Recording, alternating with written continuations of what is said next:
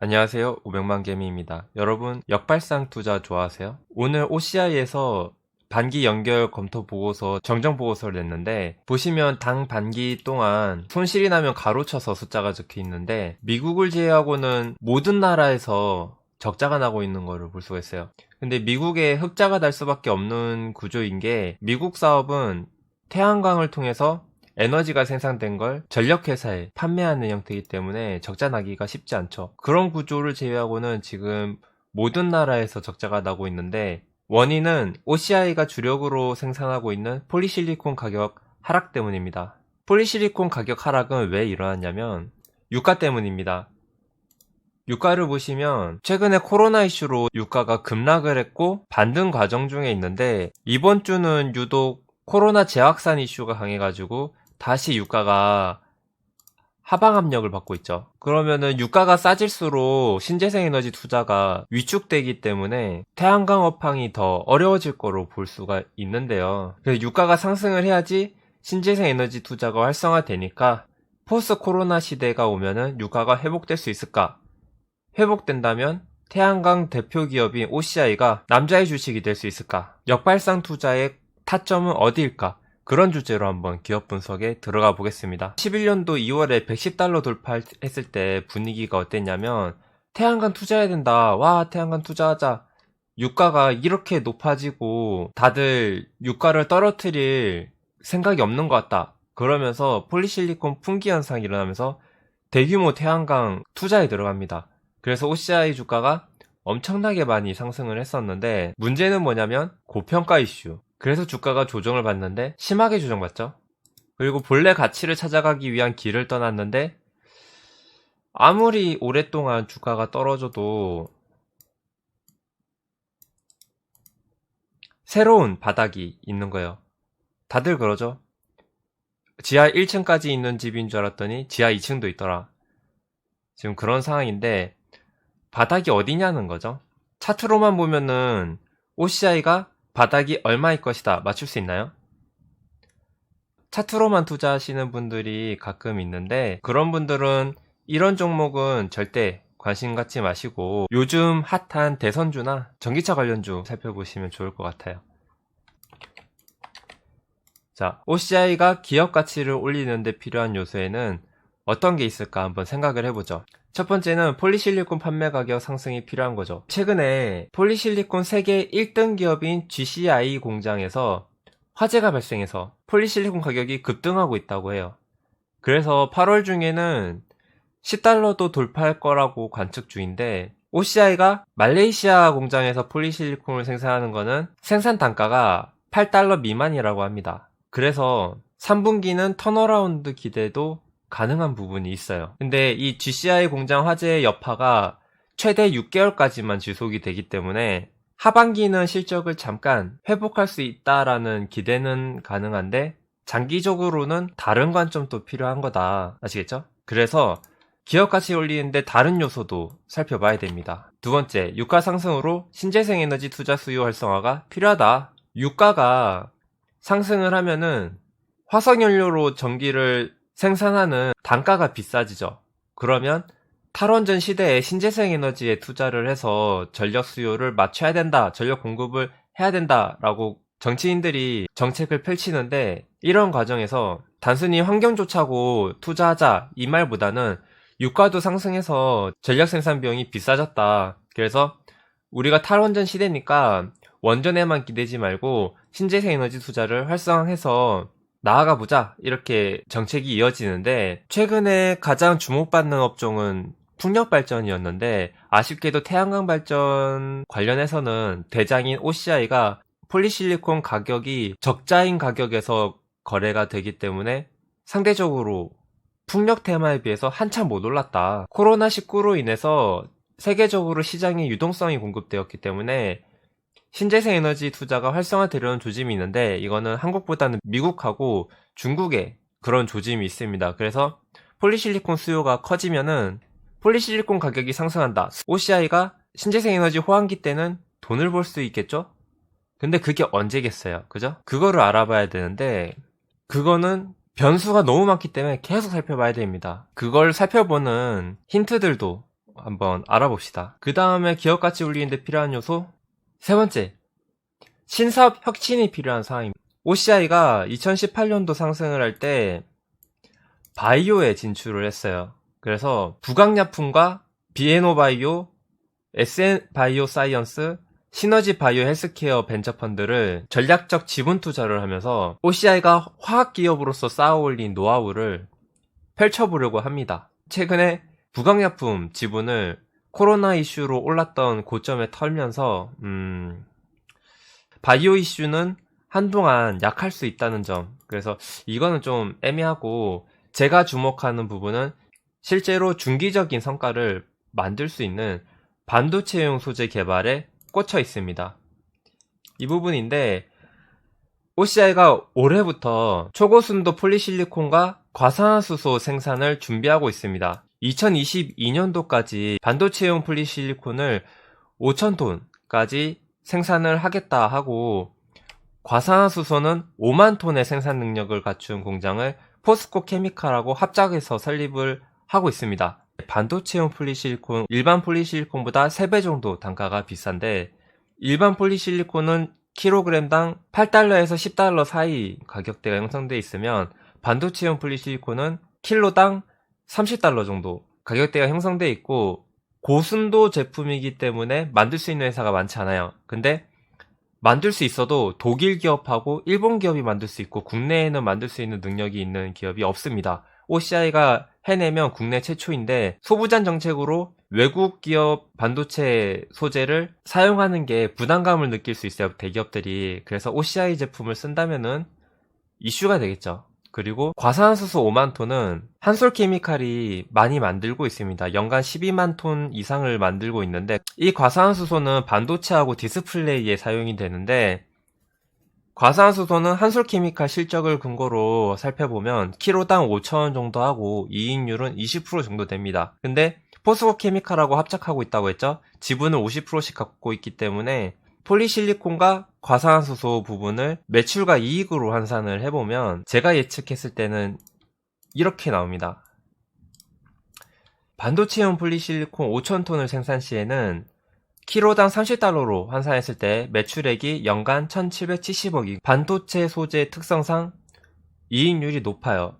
지금 당장 만들 수 있다면은 이익률을 10%에서 많게는 50%까지, 그래서 연간 177억에서 885억을 남길 수 있지 않을까, 그렇게 예측을 하고 있고요. 그리고 지금 5,000톤 생산을 예측을 하는 부분은 반도체용 폴리실리콘 개발을 완료는 했지만 품질 검증이 안 끝났어요. 품질 검증이 5월부터 들어간 것 같은데, 완성 반도체 업체에서 상품을 일정 기간 동안 써줘서 그 수율 검사를 받아야 되는데, 반도체 공장이 불이 한번 꺼지기 시작하면 손실이 엄청나게 발생할 수가 있죠. 그래서 쉽게 품질 검증을 못 받고 있습니다. 그래서 언제부터 팔 수 있을지는 미지수예요. 그런 리스크를 이겨내야 되는 부분이 있어요. 장기적인 문제겠죠? 그리고 반도체 및 디스플레이용 과산화수소 5만 톤을 생산했을 때에는 키로당 5,000원으로 환산했을 때 연간 매출이 2,500억이고 이익률이 20%면은 500억 정도의 이익을 남길 수 있어요. 지분은 50%씩 갖고 간다 했죠? 그래서 지분법 매출이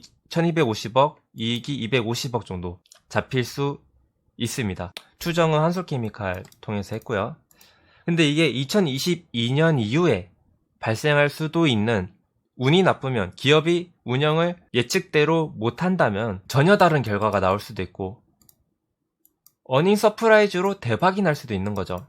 근데 신규 사업이 이 정도인데 폴리실리콘 가격이 과거에 15달러, 16달러, 많게는 30달러 넘었을 때, 그때처럼은 돌아가기 힘들고, 증권사들은 폴리실리콘 호황기 때 13달러 정도까지 중장기적으로 상승할 수 있다라고 전망을 하고 있어요. 왜냐면 폴리실리콘 후발 업체들도 반도체용 폴리실리콘처럼 고순도를 만드는 건 어렵지만 8N에서 10N 정도 수준의 태양광용 폴리실리콘 만드는 건 생각보다 쉽다는 거죠. 그래서 후발주자들이 계속 줄을 서고, 해외에 폴리실리콘 만들 수 있는 기업들이 증산을 계속해서 하면서 치킨 게임이 끝나지 않았다는 게 문제입니다. 다행히 OCI가 생산 단가가 13에서 15달러 사이인 군산 공장을 가동 중단하면서 19년도에 당기순이익 마이너스 8천억 손실을 내면서 반영이 끝났어요. 악재로. 그리고 군산 공장에서는 더 이상 태양광용 폴리실리콘을 생산하지 않고 올해부터는 반도체용 폴리실리콘만 생산하기로 했습니다. 그래서 적자가 가장 큰 공장을 문을 닫았기 때문에 일회성 적자가 크게 났고 앞으로는 괜찮아질 거다. 근데 증권사에서 예측하는 이 실적들을 믿을 수 있느냐? 그거는 특히나 상품 가격에 의해서 실적이 크게 좌우되는 기업은 믿으면 안 됩니다. 그 말은 폴리실리콘 가격이 큰 폭으로 오르면 말도 안 되게 실적이 잘 나올 수 있지만 오히려 경쟁이 심화되면은 이것도 안 나올 수 있다는 거죠. 그리고 실적에서 매출액이 많이 줄어들었죠. 이거는 군산 공장을 문을 닫아서 그렇고 앞으로는 말레이시아에서만 폴리실리콘을 생산한다고 말씀을 드렸는데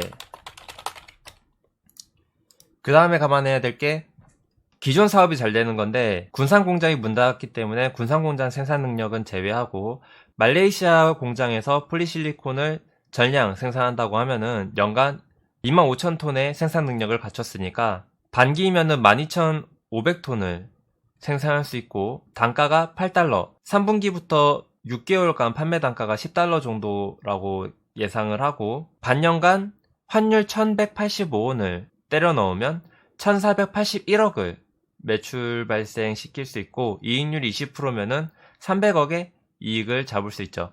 그러면 다음 3분기 4분기 합쳐가지고 폴리실리콘 사업부에서는 반기 300억 이익을 잡을 수 있으니까 다른 사업부에서만 잘하면은 흑자 전환이 가능한 겁니다. 올해부터는 OCI가 흑자 전환하고 내년부터는 얼마나 흑자를 잘 낼 것이냐 그게 역발상 투자를 할 때 타점의 힌트가 될 건데요. 지금 당장 투자하는 거는 위험할 수 있습니다. 그러면은 일단은 어떻게 해야 OCI가 올라갈 수 있는지 이런 배경 지식을 가지고 적정 주가하고 목표가를 계산을 해보겠습니다. 증권사에서 예측한 컨센서스를 통해서 올해 분기별 실적을 살펴보면 3분기까지는 적자고 4분기 때 흑자 전환을 할 수 있을 거다. 대신에 매출액은 모든 분기에서 역성장을 예고를 합니다.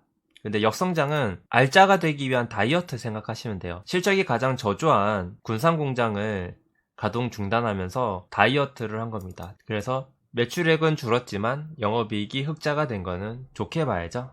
그리고 21년도부터는 완전한 흑자가 되면서 실적이 점차 좋아질 것이다 라고 예측을 하는데 반도체와 가상화수소 매출이 발생할 수도 있을 22년도 실적을 기준으로 OCI의 기업 주가를 계산을 기업이 가질 수 있는 주가는 앞으로 나올 실적을 선반영하는 구간이 발생하기 때문에 실적이 잘 나오기 전에 고점 구간이 한번 나오죠. 그걸 토대로 목표가를 계산할 수 있고 적정가는 횡보하면서 지지가 가능한 구간인데 문제는 적정 가치를 깨는 시장 하방 압력이나 기업의 단기적인 악재가 나오면 이탈해서 적정 가치를 저항을 맞는 구간도 생길 수는 있어요. 그래서 그런 걸 감안하고 계산을 해봐야 되는데 일단은 가장 실적이 비슷한 게 18년도인데 18년도에 영업이익이 1587억 그리고 당기순이익이 1000억 이것은 22년도 실적하고 비슷하죠. 매출을 제외하면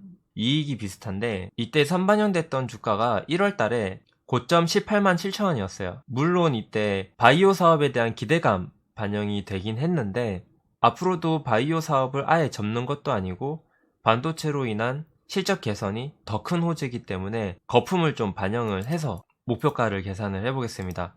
그러면 이때는 18년도 EPS가 4,352원이었으니까 18만 7,500원을 4,300원으로 나누면 퍼가 43배인 거예요. 18년도 실적 반영 당시에 고점이 퍼가 43배 22년도 EPS가 4,361원이니까 곱하기 43배 하면은 18만 7,500원으로 전과 동일하게 나오겠죠.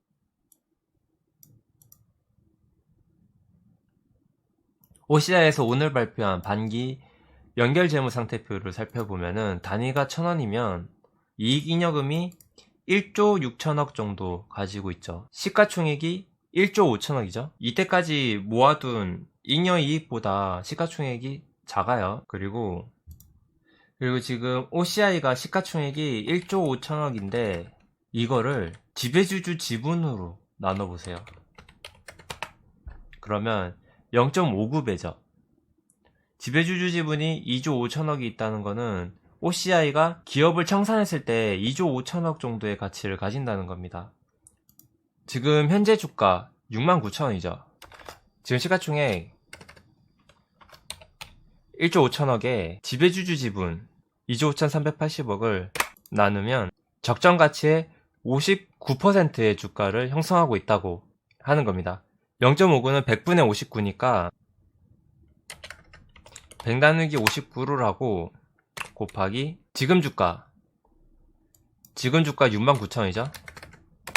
69,000원 하면 기업의 적정 가치는 사실상 103,000원이 됩니다. 목표가는 187,500원. 그러면 18년도 고점이 앞으로 22년까지의 실적을 반영했을 때 OCI가 꽤나 성공적으로 기업을 꾸려간다면 갈 수 있는 목표가가 되는 거예요. 변수가 있다 했죠? 변수는 아까 첫 번째, 두 번째, 세 번째 말씀드린 거에서 어닝 서프라이즈가 나와서 예상보다 실적이 잘 나왔을 때 목표가를 수정해야 되긴 합니다. 그때도 43배를 넣어서 수정을 하면 되겠죠? 그리고 기업이 청산 가치가 주당 103,000원이기 때문에 지금은 저평가 구간에 들어와 있는 건데 저평가인 이유가 두 가지가 있습니다. 첫 번째, 폴리실리콘. 두 번째, 유가, 코로나 이슈. 유가 코로나 이슈는 묶어서 얘기를 할게요. 자, 이게 해결돼야 됩니다. 해결돼야 되고 희망적인 거는 이겁니다. 유가가 지금 오르고 있죠? 이번 주에는 조정을 하는 흐름이 좀 나오긴 했는데 제약상 이슈에 이 정도 반등하는 거 잘하고 있는 겁니다. 다만 유가가 과거처럼 이렇게 100달러로 회복하기에는 정말 많이 힘들지 않나 생각을 해요. 미국의 셰일가스 이슈도 있고요. 그리고 산유국들의 감산 이슈들도 문제가 될 수 있죠. 그래서 코스피 200 기업이고 중형 기업인데 시가총액이 조단위인 기업인 만큼 변수가 고민하고 살펴봐야 될 부분이 많죠. 그래서 역발상 투자라고 함부로 덤벼서는 좋은 결과 보기는 힘들고 단기적으로 GCI가 화제가 났으면서 시세가 반영된 게 있는데 흐름은 타긴 탔어요. 기관들도 매수를 하고요. 종목별 투자자도 살펴봐야 되는데 6월달부터 살펴볼게요. OCI가 6월달에 저점 만든 후부터 개인들이 55만 주를 순매도하고 있고 외인들도 팔고 있는데 기관이 엄청나게 많이 샀죠. 역발상 투자는 개인들이 쉽게 할 수 없다고 처음에 시작할 때 말씀을 드렸는데 이렇게 업황이 바닥인 기업들은 중장기적인 전망하고 많은 변수와 예측들이 난무하기 때문에 개인들의 매매가 정말 어려운 기업입니다. 게다가 하락 추세도 워낙 길었기 때문에 타점 잡기가 쉽지 않고 개인들은 점점 OCI 매매하는 걸 두려워하고 있는 상태고 쳐다보지 않는 상태예요. 갖고 있더라도 평단이 높은 사람들이 갖고 있고 지금처럼 평단이 낮을 때 신규 투자로 OCI를 들고 있는 사람은 최근에 급등할 때 단타들 제외하고는 별로 없는 상황입니다. 그런 상황에서 중장기 흐름을 기대하고 기관들이 산다? 이거는 어떤 신호로 해석해야 됩니까? 정리를 한번 해보겠습니다. 태양광 발전 대표기업 OCI의 목표가는 얼마라고 했죠? 187,500원이고 43배입니다. 적정 가치는 기업의 자산을 통한 기업의 적정 가치는 103,000원입니다. OCI가 기업 가치를 올리는 데 필요한 요소 첫 번째, 두 번째, 세 번째가 잘 이행되면 적어도 적정 가치 잘 가면 목표가까지 갈 수 있으니까 여러분도 한번 살펴보시고 14일까지 실적 발표 기간이라 정말 많은 기업들이 공시가 많이 나왔잖아요. 그래서 여러분들 기업 보고서들 보느라 바쁘실 텐데 시간 나시면 한번 OCI도 살펴보시고 이것도 한번 분할로 계획을 잡아볼까? 아니면 나는 태양광 진짜 앞으로도 미래에도 천년 만년 뒤에도 미래성이 없다 한다 하면 뭐 넘어가시는 거고 그래서 여러분들도 같이 공부를 하면 어떨까 싶어서 한번 가져와 봤습니다. 자, 오늘도 열심히 한번 살펴보시고 중장기적인 흐름을 보는 거기 때문에 단타 단기적인 흐름을 기대하기에는 나중에 다른 종목 소개해 드릴 테니까 이번 기업은 패스하시고 폴리실리콘 분야에서 세계적으로 기술력을 인정받는 OCI가 최근 2년간 많은 사업적인 부분에서 변화가 있었는데 그 변화를 토대로 앞으로 나아갈 수 있는 그런 환경이 조성되었으면 좋겠습니다. 토종 기업이니까 아무래도 독일과 일본 또는 중국 기업에 치여서 무너지는 일은 발생하지 않았으면 좋겠습니다. 그래서 앞으로 승승장구하는 OCI를 보고 싶네요. 그렇게 기대를 해보겠습니다. 오늘 방송 여기까지고요. 시청해주셔서 감사합니다.